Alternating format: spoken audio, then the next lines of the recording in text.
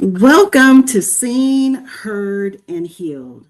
This is Healthy Heart Nation's heart to heart conversation. And today we're going to ask you to join us for another meaningful conversation. This month, we're focusing on a topic that is deeply personal for many women, especially those who lead, serve, advocate, and care for others every single day.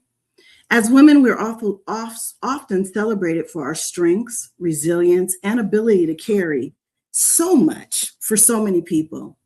Yet behind the titles, responsibilities, and accomplishments, there's another story. It is a story of our mental, emotional, and physical well being. It's the story of what happens when we feel unseen, unheard, and disconnected from ourselves in the process of helping everyone else. Tonight, we are creating space for honest dialogue about leadership, about wellness, about identity, burnout, healing, and self care. We will explore what it means to truly feel seen for who we are, heard when our voices matter most, and healed in ways that allow us to continue walking in our purpose without sacrificing our well-being. My hope is that you'll be able to listen, you'll be able to find something of yourself in this conversation. Perhaps you'll hear a story that mirrors your own journey, discover a new perspective, or receive the encouragement you need to prioritize your health and wholeness. Because the truth is, we cannot continuously pour into others from an empty cup. Our healing matters, our voices matter, and our well-being matter. So tonight, we invite you to join us as we explore what it means to be truly seen, heard, and healed. I am joined today by two amazing women that I am going to bring onto the stage individually and allow them to introduce themselves. First, we have Marissa McDonald. Welcome, Marissa. Thank you so much for joining us. Of course, of course. So, as you just, gave me a brief introduction, I'll just go a little bit.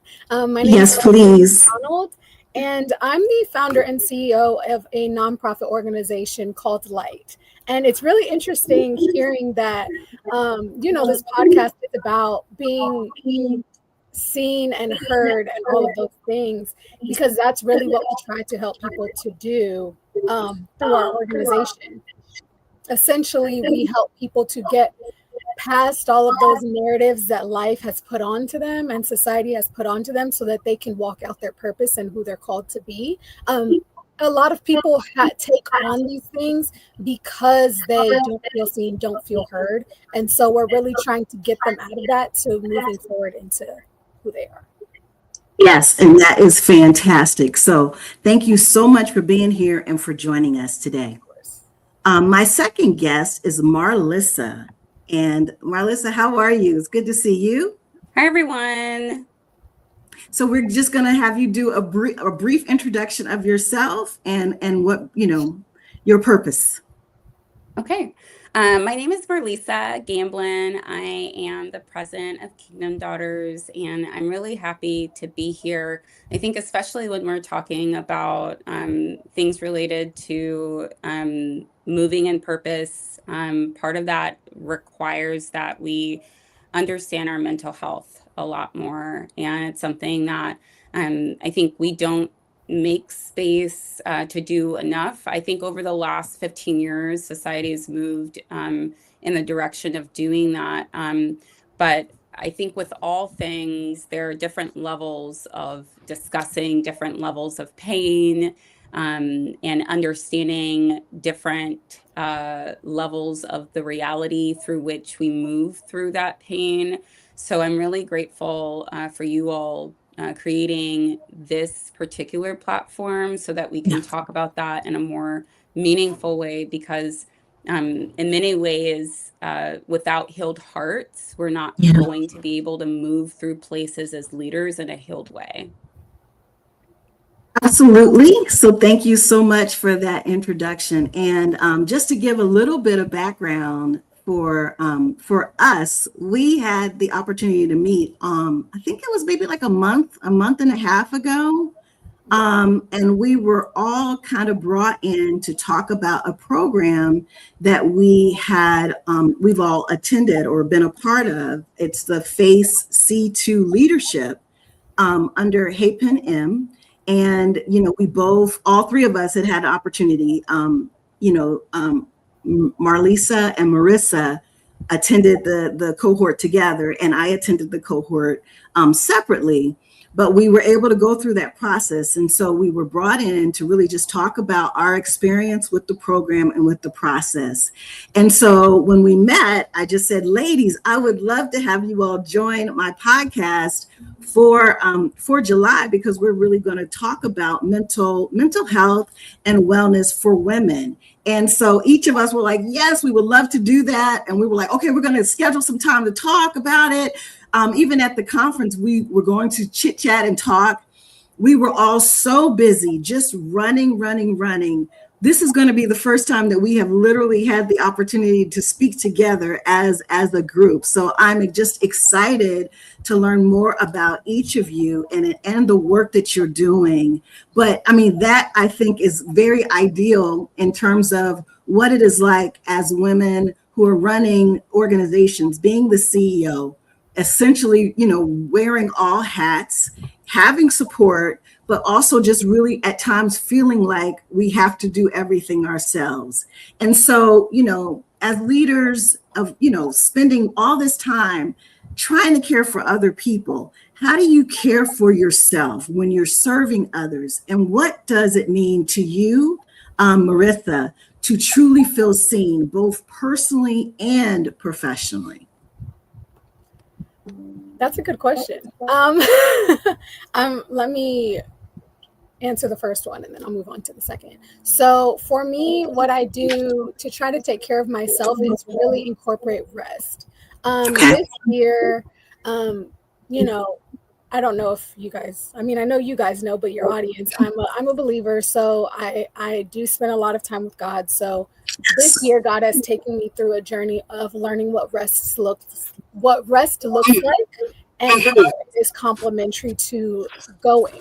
A lot of times Yes. I think about go and rest being contradictory to one another, Mhm. but He's shown me that they're absolutely complementary to one another and that they work in alignment. So really learning how to incorporate rest, and rest Yes. doesn't mean like just, I'm sleeping or, Mhm. anything like that. It's actually taking the time to step away, slow down, be in silence, do things that fill you up rather than mindlessly scrolling and, things that we consider to be rest. Those things are actually aren't beneficial for our minds. They keep us kind of in the go mode. So finding things that help us to slow down and get back to, I guess, a more regulated state are things that we would consider to be rest. And incorporating that is how I've been trying to take better care of myself and making sure that I do still struggle with it a bit because being an entrepreneur, having a clock out time is a bit hard, that work-life balance. But I know that is key to actually, in the process of taking care of yourself, involves separating work from the rest of your life. And what it means for me to be seen and heard, that's a hard question. And I say that because I come from a background, well, it's not really a background, but I used to be a people pleaser, right? Okay. So I used to try to perform in order to be seen and try to hear me, listen to me. I'm gonna say all the right things so that you love listening to me, right? But getting closer to God and strengthening my relationship with Him has shown me that that's not really what healthy desire to be seen and heard actually looks like. So knowing that He hears me, knowing that He sees me, and that I'm doing the things that He has called me to do, for me has been enough.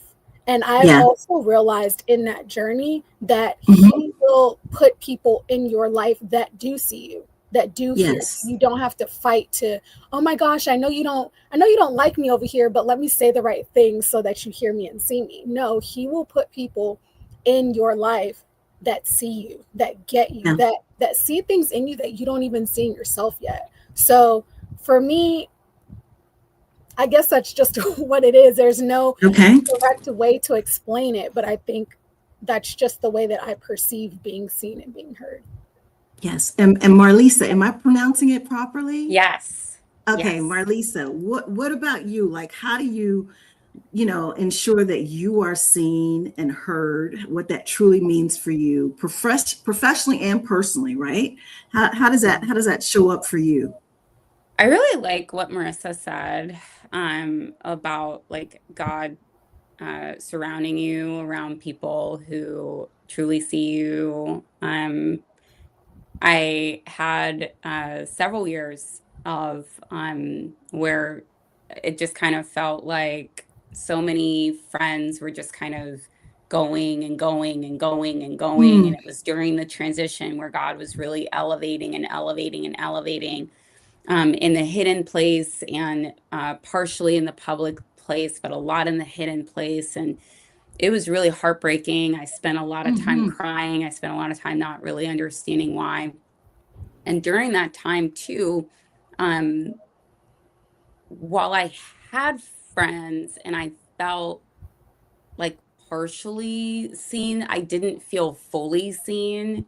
Right. Right. And then the trajectory where God was calling me was not necessarily where God was calling them. Yeah.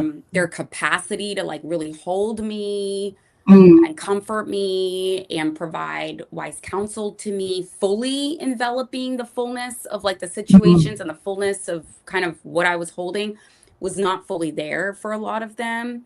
And it wasn't until pretty much I was stripped down to like one friend who's my best friend. And I was just waiting and I was like, okay, all right, like, where are they? You know? And I was just crying out to God.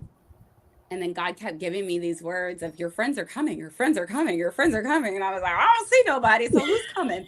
You know, and it was really right. hard. It was so hard. But then I noticed just an influx of God giving me what I call covenant friends, you know, friends who Yeah. are equally yoked with me, Hmm. friends who have not the same call, but they have a capacity to hold my call and they have their own. And I have the Yeah. capacity to be able to hold them and see them in ways where I feel fully seen, right? Not just Yeah. like partially seen, like fully Hmm. covered, understanding that I know that they're praying for me. I know that they're interceding for me. I know that they're laying their life down for me. I know that, you know, they're creating pockets for me.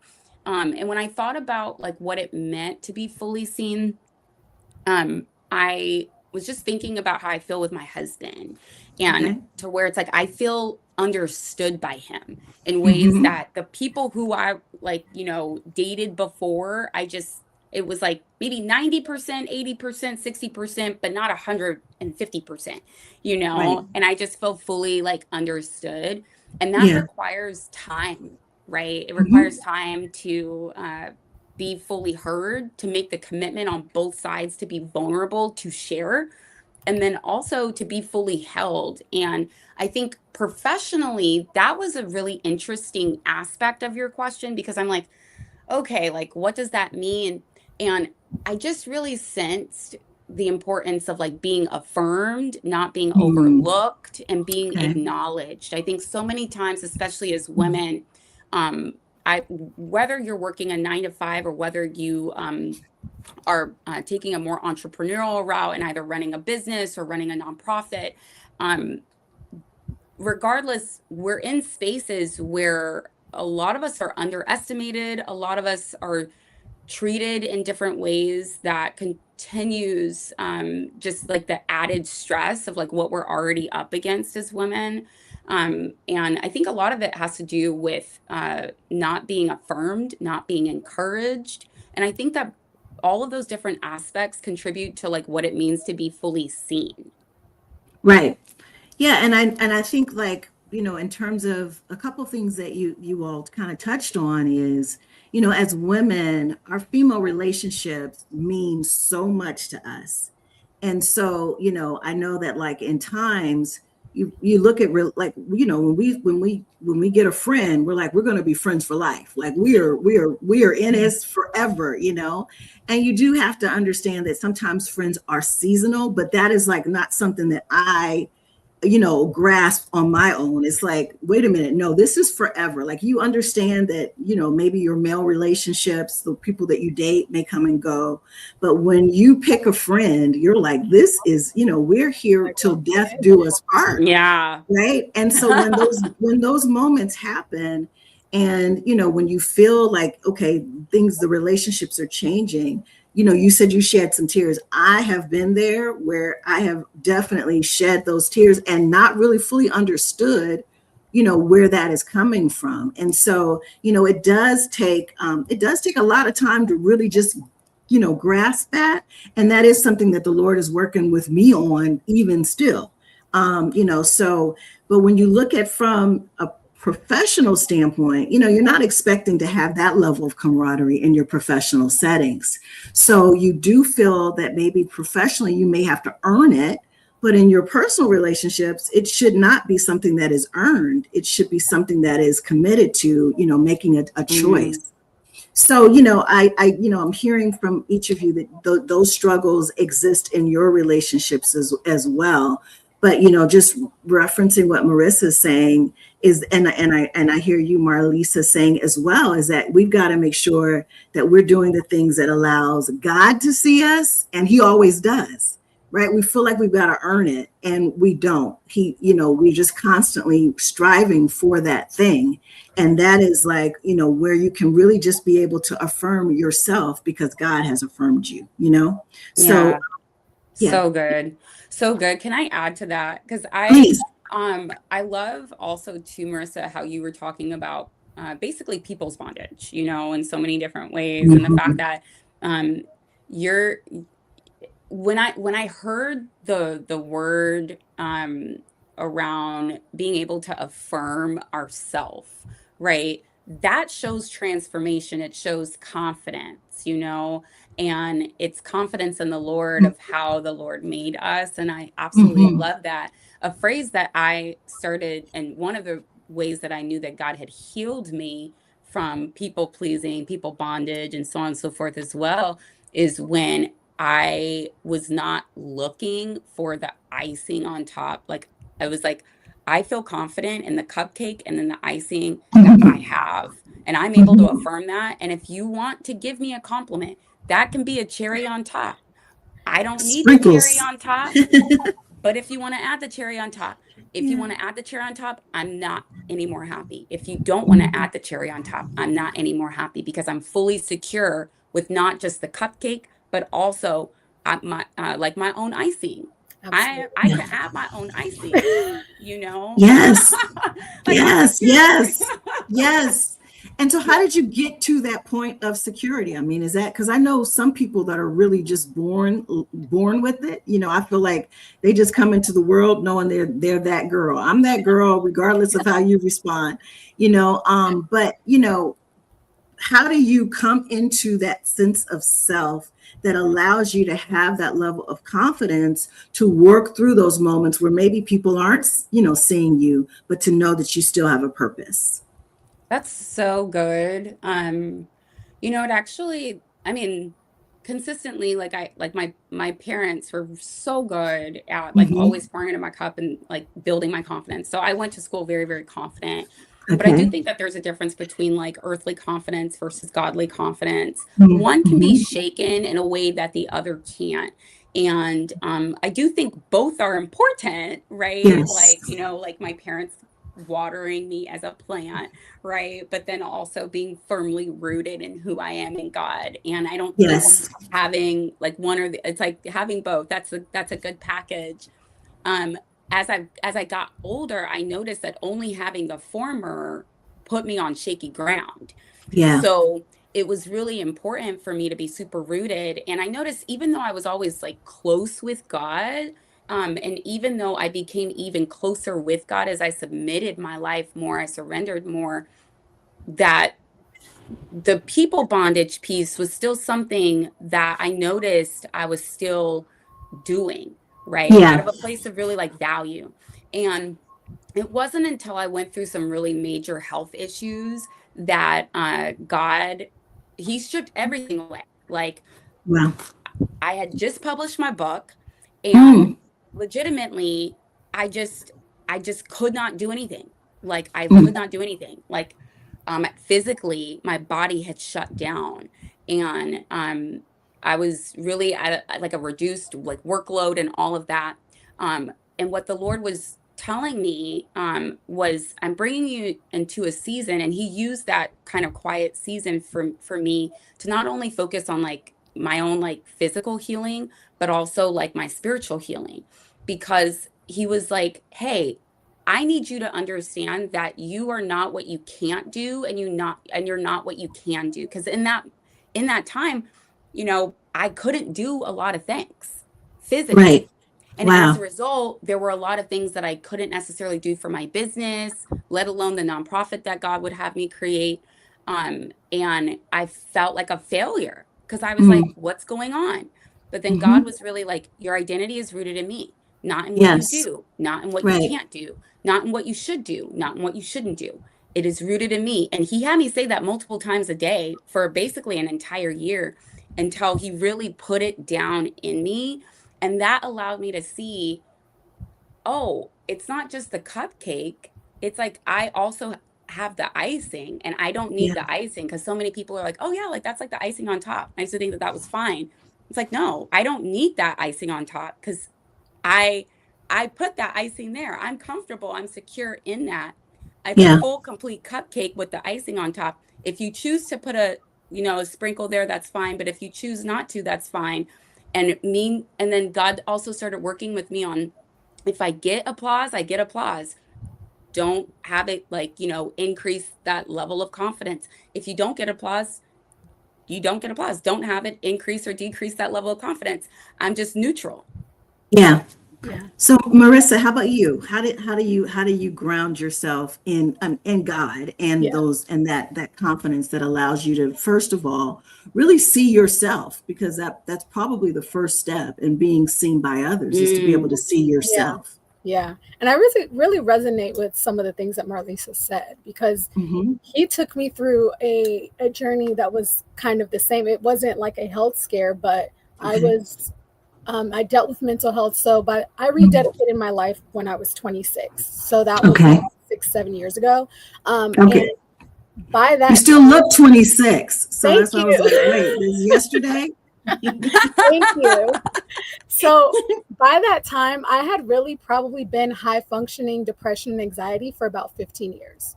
And Okay. that was due to my people pleasing and Yeah. also my helping other people, right? So I believe I have a gift to help, but I wasn't utilizing it Mhm. the way that God wanted me to. So Okay. in that, I was helping people to my detriment. So Mm. in helping people and putting myself on the back burner, like, oh, you're good, just help all these people, help all these people. When I was 26 and I rededicated my life, he had brought me to a point where I could no longer ignore myself anymore. I could no longer ignore how I was feeling, the things that I was struggling with. And I couldn't show up for other people in the way that I had before. So he talked to me the same way he talked to Marlisa, was like, yeah, you're not able to show up for these people right now, but that doesn't change who you are. That doesn't change your value. That doesn't change your worth, because I spent so much of my life showing up for other people, helping other people. And it was like, yeah, that's who I am. But when I was unable to do so because I was dealing with so much mentally, I started to be like, oh my gosh, like what's going on here? I had to really look at who am I apart from that? Apart from Yeah. me helping other people, apart from me adding Hmm. value to other people's life, who am Yeah. I? And So so good. Yeah. he also revealed to me that like my people pleasing was connected to me not really loving and knowing myself in the way that he Mm. Mm, desires for us to. Because Hmm. other people pleasing is not like being kind and helping people. It's doing for others what you won't do for yourself. It's taking Right. care of others in a way that you're not taking care of yourself. But he Yeah. says that we should be taking care of ourselves, right? He Right. he says that we're more precious than rubies, but we're treating ourselves like trash. So in Correct. some ways, we're not carrying ourselves to the same esteem that he holds us to. And that's Right. really what he was showing me. Like, you can't continue to do that, even if your heart's in the right place and helping all these people and doing all of these Right. things. You need to not ignore and negate yourself. So Right. he took me through that journey in order to start taking myself into consideration, so that Right. when I started taking myself into consideration, that's when, you start saying, no, actually, I can't do that. You start Right. utilizing the word no, putting up some boundaries, and Yes. realizing how healthy boundaries are. And Yes. that helped me to better check. Like, sometimes I'll do checks to say, actually, let me take some time and see how I feel Yeah. before moving forward and doing all these things for other people. So Right. in him showing me that in the way that I was operating versus the way he desires for me to, helped me to see myself closer to the way that he sees me. And then Yeah. that also helped me to walk into places more confidently, because Yeah. I know how he sees me. And that is how he wants Absolutely. me to see myself. Whether you Right. got, these people don't really know you. They might meet you for a moment. They Yeah. don't know, only God knows the heart, right? So even if you show up in one aspect somewhere in a way that's quote unquote less favorable to either you or them, your heart can be pure. Your heart can be all of great intent. People wouldn't know that. God knows that. As long Right. as you and God know that, you can move forward confidently in what he has called for you to do. Yeah, and that's kind of one of the biggest fallacies, right? That we feel like we've got to earn God's love. I mean, that's not what it's about. In terms of earning his love, he loves us regardless. He loves us when we're good. He loves us when it's like but we're always trying to earn it. And there's so much distraction that is involved in that. He's saying if you mess up, ask for forgiveness, to really move in the space. It distracts us from doing what we need to do for him when we're focused on some of those things. Yeah. And so the other thing that, I'm just kind of hearing from you all, and I'm preaching to the choir, right?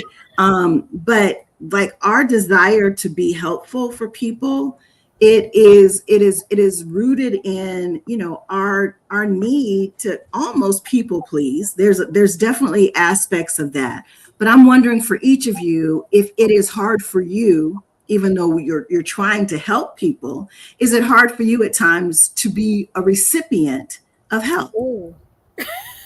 And I'll start with you, Marissa, because you said ooh. I know, So because I was like, I didn't expect that. But yeah. So it is a lot harder for me to receive help than to get it. Okay. I've recently tried to, I don't know, I'll notice people are trying to help and I'll be like, oh yeah, I okay. got it, right? Yeah. Yeah. So I'll accept help, but I'm struggling with so someone can offer me help and then I'll be like, okay, so yeah, so what can I do for you? And it's like, no, just receive the help sometimes. Yes. A lot of us who pour out and help people all the time, when people pour into us, it's like, okay, now how can I pour into you? And it's like, no, just receive it. Sometimes it's harder for me to receive, or even asking for help is That's definitely, even, yeah, yes. asking for help is different. I feel like I can receive help easier when someone's just offering it, like, hey, Yeah. I can help here. But me knowing I need help and me reaching out to ask for it is where it's like, how can I, it's a lot harder, and it takes a lot longer for me to get to the point of actually doing. Okay. And how about for you, Marlisa? I think I will say that I believe progressions, right? Where essentially, if we allow ourselves to be directed and healed by God, then God will continue to heal us. And if you asked me that 15 years ago, my answer would have been, oh, it's difficult I would have been like, I want help, and I think that was true, but, and I would have said I know how to receive help, but the answer would have been like, no, I actually didn't know. Like superficial levels of help, but like, Mhm. it was still hard for me. And then deeper levels of help that required even more vulnerability was a little hard. And I, just in terms of background, and I think this is the case for a lot of Black women, and I'll caveat it with, for Kingdom Daughters, as you both know, our focus is really to help Black women really heal from racial trauma. And one of the things that I've noticed among Black women is the fact that we've had to be all things for everybody. And in that, myself included, at a certain point, didn't really have that B word, the boundaries, right? And it was hard for me. Like my norm was to extend, overextend, overextend, all of that. And like that was just my norm. Um, so receiving support was a little hard, even though I knew I needed it. Mhm. And I thought I knew I could receive it. But I realized as I've gotten older, and also God's challenged me a lot more, I've realized really that receiving support really requires almost like that Adam and Eve moment where they were both naked in the garden and unashamed. Yeah. And in that, Mhm. you are expressing the most vulnerable parts of you and in your humanity, and you're allowing that to be seen, and you're unashamed, you're welcoming Right. it in, and Mhm. that requires a level of vulnerability. Mm. Now I'm able to totally receive support. And I think it was like probably about 5, 6 years ago, my husband and I, we noticed that we normally take people out to dinner. And like 6 years ago, God was like having people take us out to dinner, and we felt so bad. We're like, why are you doing When the this? check came, you're like Please fighting don't over the do check. this, Right. and it wasn't necessarily from like people who like, had like a higher level income than us. So it was like, whoa, like what are you doing just consistently, and like just extravagant gifts, like very extravagant gifts. And I was like, whoa, like what are you doing, God? But God was just having us in a season of yes. And we had to bite our tongue, and we had to process with God individually and collectively of like, what's going on here? Like, why is it difficult actually? Because we've been in give, but but God was allowing us to see that it is healing to receive. It is Right. healing to receive, that we can't only play one mode, because that's not community, right? Even Moses received, right? Like he gave a Right. lot of himself, but he received, um, when we're looking back at it, the reason why there was even judges is because he received advice, he received counsel from his father-in-law. Mhm. So it's important to receive just as much as we give. And in the same way, that requires that intimacy, that vulnerability. So yeah. Essentially, as it relates to Black women, I mean, essentially, I think that we all can relate to that, that it's very hard to ask for help.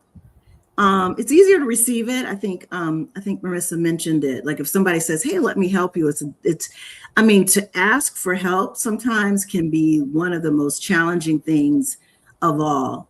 For me, I think it's because you have to become vulnerable to ask someone for help, and when the answer on their side is a no, it actually feels so much worse. So or to not be able to get it when you want it and how you want it. Like I mean, it's That's good. the help looks like this, and you're doing that. So like how do we overcome that?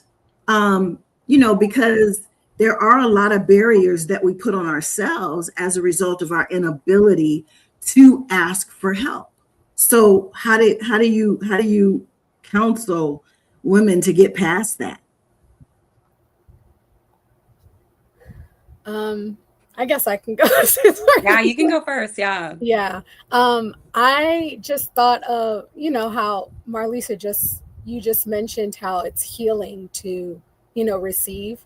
I've, spoken about how community can be healing. And I think Yes. those two things bounce off of each other, because when you're in situations where you might have had an experience where you asked for help and it didn't go the right way, or maybe somebody threw it in your face later or something like that, it makes you kind of shrink down. I'm like, oh my gosh, I'll never ask for help again. But Right. taking the baby steps to put yourself out there, it's not like asking like, hey, can you help me with this can you help me do this big project? Just little things, putting little things out Okay. there builds that confidence to help people to ask So for help. practice. Yeah.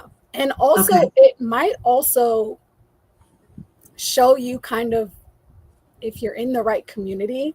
And I know a lot of us have trouble like figuring out what's considered a healthy community, or who should we stay around, who should we not be around. But asking for help from people around you shouldn't feel like a burden. You shouldn't feel like a burden. They shouldn't make you feel like a burden or anything like Okay. that.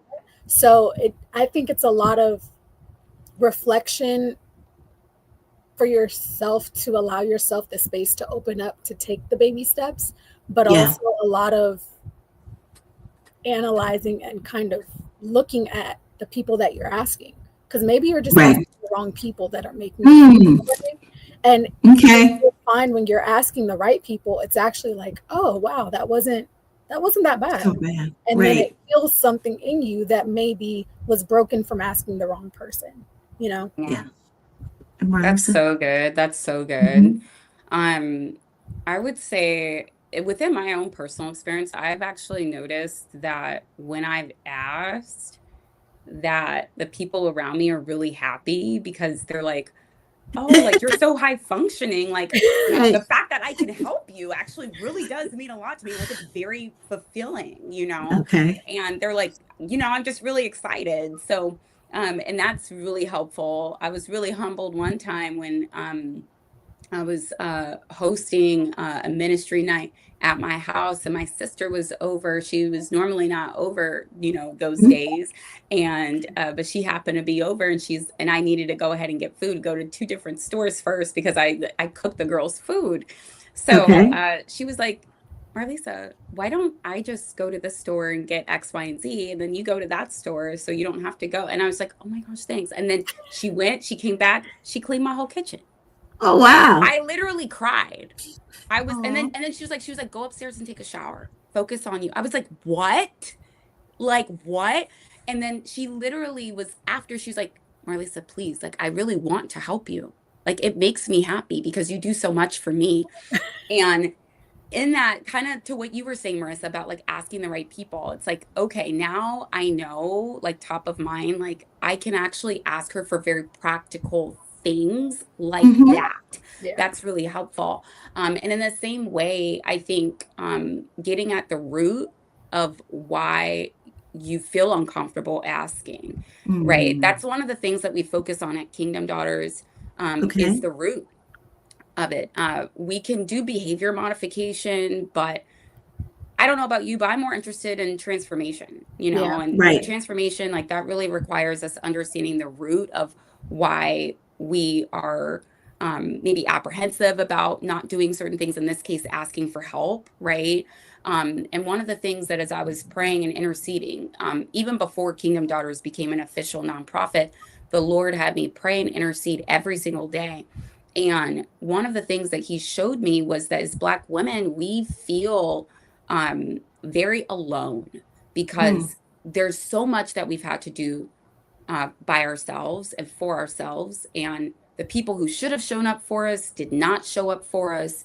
And we've experienced just so much harm in that, to where our pain is really rooted in like having that pain from maybe trusting at one point, but then being hurt, right? And then also feeling like people have not been there in the way that we have been there. So it's a really like a very like tender topic, for us.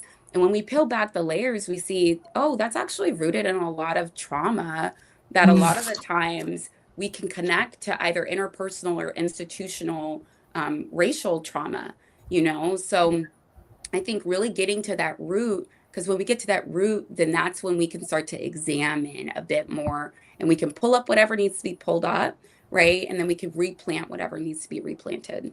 Yeah. And make sure that it's in better soil, right? So Better it's soil. it's in better soil. Can I also add, like, a lot of Yes. times, in addition to like being lonely, that also leads to people feeling rejected. Just like how Mhm. Yeah. like that no can hurt more than just not asking at all. It's Right. rejection. And a lot of Yes. struggle with rejection, and then that leads to fear, and then that leads to all these other things. So in Marlisa saying, like, finding the root of whatever it is, then when you peel back the layers, you're like, oh, I'm actually dealing with fear, I'm dealing with rejection, I'm dealing with, you know, feeling like, and then you might find like, oh, this happened when I was a kid, that's where that started. And then Right. that's kind of how you peel all of those things back. Right. So No, good. So good. yeah, that makes sense. So, as CEOs and community leaders, how do you recognize the warning signs of burnout? And what practices help you maintain your mental, emotional, and physical well-being? And we'll start with you, Marlisa. Okay, good, because I really wanted to start. Yeah, because I was gonna say that's good. I was gonna say, Marlisa, we'll start with you. I was like, this is for me. Please. Okay. This is great. I love this question so Mhm. much. That might Okay. be so bizarre, but I No, it's not. It's am good. in love with it. And the Okay. reason for that is because like over the last like several years, like God's allowed me to really see what that is for me. And Okay. some of that is when I'm irritable. Like, I'm normally not irritable. I'm very bubbly, very happy. But when I'm irritable, you could tell, like, that's like basically kind of like a symptom of like Okay. me being burned out, is when I'm Okay. more irritable. That's And when it doesn't mean shows that, like, up. yeah, like Okay. it doesn't mean that 100% of the time when I'm irritable, that means I'm Mhm. burned out. But when I'm Mhm. more irritable, when there's a trend of being irritable, you know, like, let's say 3 or 4 times within 4 days, that's telltale for, okay, baby girl is burned out. Like, there's something going on, you know? Yes. The other Okay. piece is when I get sleep, but then I still feel tired when I wake up. Okay. So That that's is a more real emotional. telltale. Yeah. Yeah. And for me, Okay. this is something that God is really helping me as a leader Mhm. learn not to do, is like, learn not to be so emotionally like Mm. involved and all that stuff, because there's so many different fires at this point, to where it's like Yeah. everything can't be considered a fire now. Like, the Right. things that were Right. considered a fire 2 years ago are just like not that deep now, even though You've run that drill, so you know Yeah. how to yeah. react to But the that. thing Yeah. is that I was acting like I was basically 2 years ago, because I was like, oh, like, this is a big deal, like, whatever, and like just emotionally like drained, and I'm like tired, and it's just like, oh, well, actually, like, instead of it being like, you know, 10 feet issues, now I'm dealing with like 20 feet issues and 30 feet issues. So these 10 feet issues can't take up the same amount of like energy that they did 2 years ago when I had the capacity for that. I'm gonna have to figure out a way of like better emotional regulation, so that I'm not easily burning out, you know, and then like, yeah, just getting more tired, and I sleep, but then I'm not like rested. And then the last So are you, spot, really quickly, are you reassigning different levels of priorities to those things that were, maybe they were considered 10 in the past? Now you're looking at them more so because you've experienced, resolution to them. There may be like 6s or 5s. Are you yeah, reprioritizing them? the reprioritization is big. One of the things that God told me, he set me down, he was like, Marley, not everything is a priority. And I was like, what? He's like, yeah, you're looking at it like the same level of priority. He's like, so Mhm. then you don't know which is like, you know, the main priority and which is like the least of the priorities.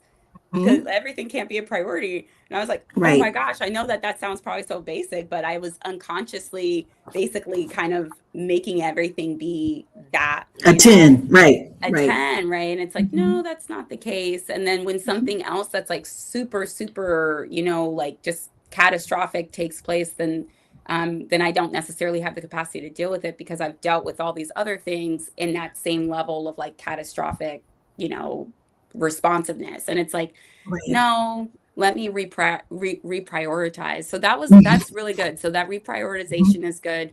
The last thing that I'll say in terms of just a symptom is I worship less. So it pulls you And away when I from his worship presence. more, that Yeah. cultivates more joy for me. It cultivates more rest for me. It cultivates just more gratitude, and my perspective is different. I notice that when I worship less because maybe I'm tired or irritable, then that is a telltale for how close I am to God in that moment. And then also how out of alignment I am with like, how he wants me to be moving, and therefore I'm burned out. Alignment is huge. Yeah. So Marissa, like, let me ask you more about like being healed. So what does it look like to rebuild your identity after years of performing, people pleasing, or shrinking yourself? Yeah.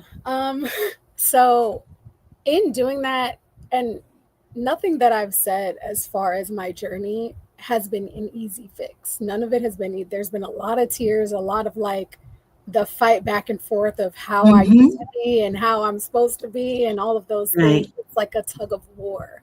Yes. So what it looks like in rebuilding my identity is trusting truth over even my own perspective. So okay. Can you repeat that? That's good. That's so good. Even over my own perspective.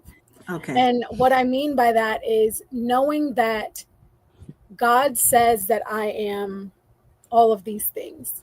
There's going to be times where I don't feel like that. Okay. I can't go based off of how I'm feeling about it, how other people feel about it. I have to trust that what he says is true.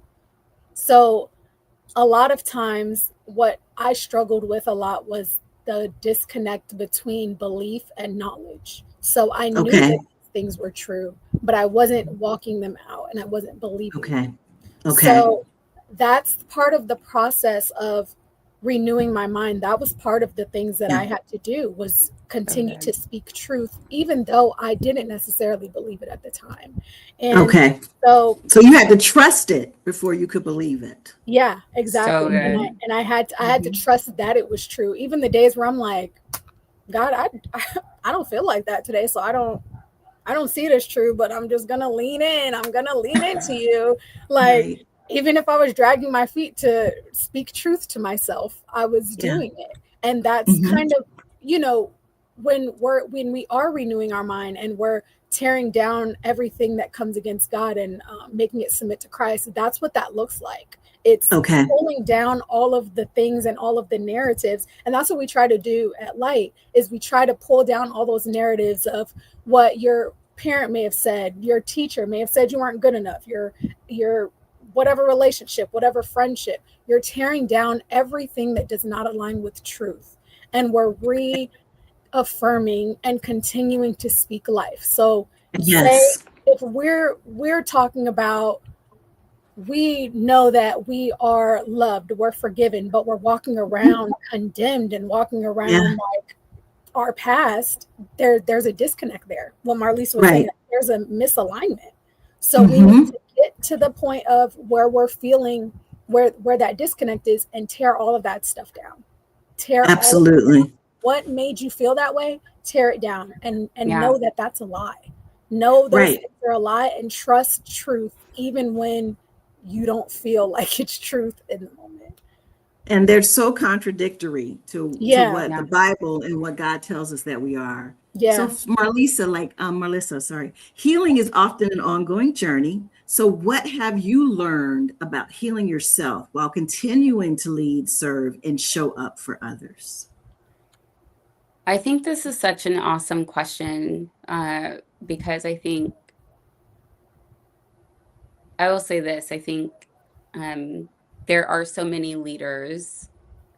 I think being an institutionally recognized leader is often what we mean by when we say leaders, but I think the word leadership is just so much more Yes. expansive Yes. to where there are often leaders in spaces where they're not institutionally recognized as such, but they're still leaders, and that's Absolutely. what God calls Yes. them.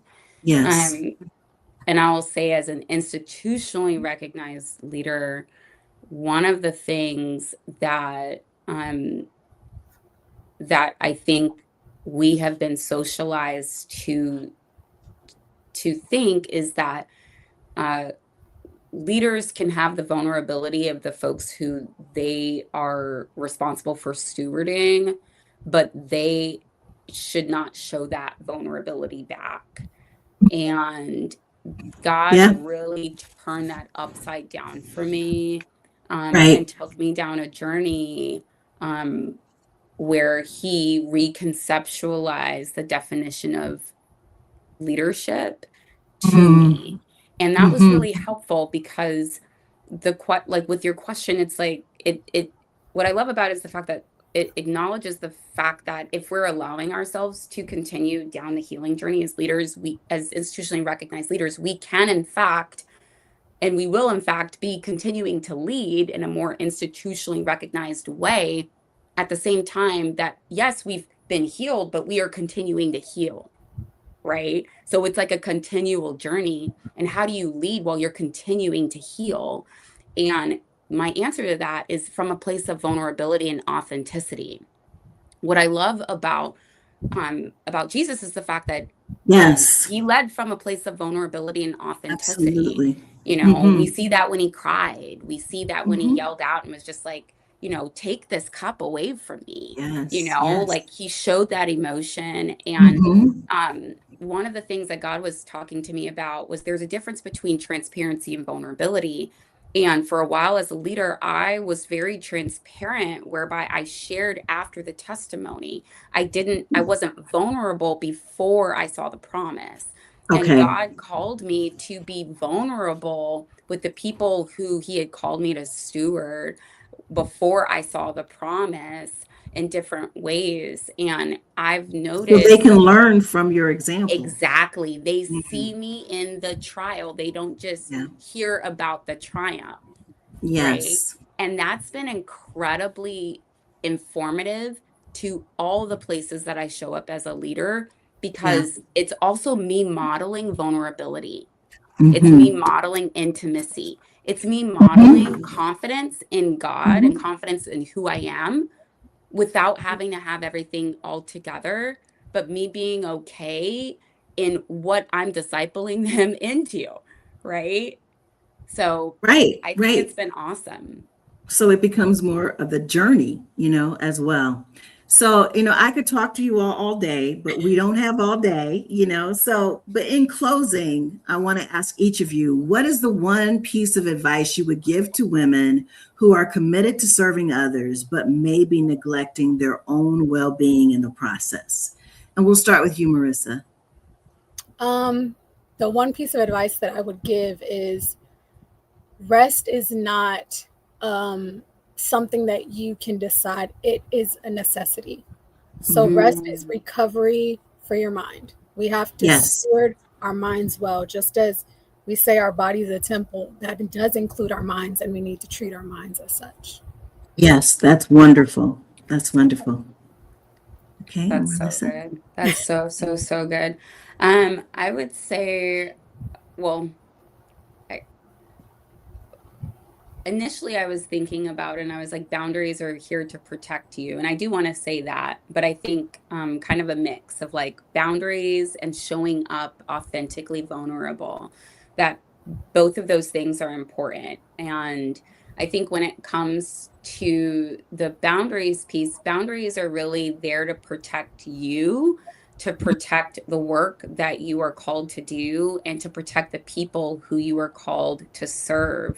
Yes. And when you don't have those boundaries, you hurt yourself, you hurt the work, and you hurt the people, regardless of whether you realize it or not. And in a lot of cases, you realize it too late. And in the same way, in addition to those boundaries, having that authentic vulnerability is incredibly important, because you not only help yourself, right, but you help the work and you also help the people. Yes, I think that's beautiful. And I mean, a lot of times I think, like, in terms of some of the things that you all have mentioned that are just like that I have really taken to heart and needed to hear for myself is, what we think is leadership, is having all the answers, making all the right moves, but that's not it. I mean, as a leader, it is really our responsibility to be able to learn from other people so that we can bring those experiences into each and every opportunity that we have to serve. And so, for Healthy Heart Nation, we do everything really a lot from a volunteer standpoint, and we've got to create the environment that people want to do versus they feel like they have to do.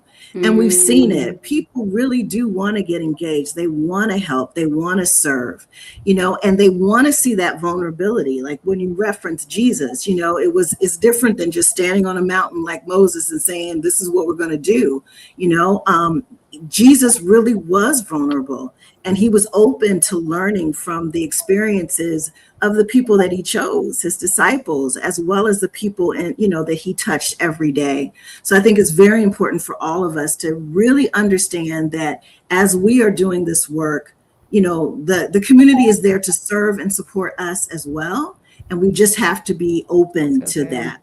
So before we close out, I want you all to just share with the community and the people who are watching where they can follow you, reach you, and get in touch with you if they want to connect with your organizations. And so, Marissa, we'll start with you first. Okay.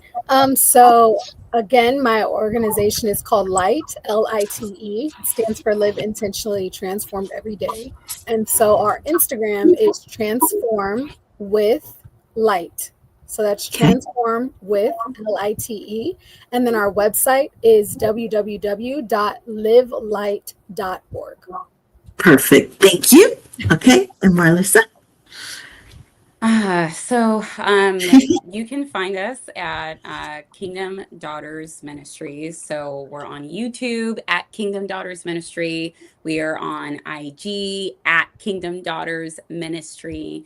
And then you can also go to our website. Guess what? It's the same at Kingdom, or not at, www.kingdomdaughtersministry.com. If you want to email us, you totally can. It's Kingdom Daughters Ministry Team at Gmail for now. And we have a podcast. You can go ahead and do Kingdom Daughters Ministry on any streaming platform. But we'd love to connect with you all. And also, too, for those of you who are in the Southern California area and you would like to connect, I know especially because we're talking about feeling seen and heard and healed, and just this important aspect of like mental health, right, for women. Kingdom Daughters and Light are actually co-sponsoring an event specifically for women to help us reset and start the fall in person. It's free. You can find it on Eventbrite. I'll go ahead and I'll include the link in here. But it's on August 29th, and it's Sisterhood Brunch in the Park in Griffith. Oh, that sounds wonderful. Yeah, it's gonna be great. It really is. It's gonna be great. Well, all right. Well, thank you all very much. Thanks everyone for joining. We ask that if you could please share this conversation with your friends, with your family, like it, and subscribe to Healthy Heart Nation for more content and more opportunities to have conversations that are not only going to shape our lives, but are going to shape the lives of the community in a positive way. So thank you so much and have a good night. Have a blessed one. Thank you for having us.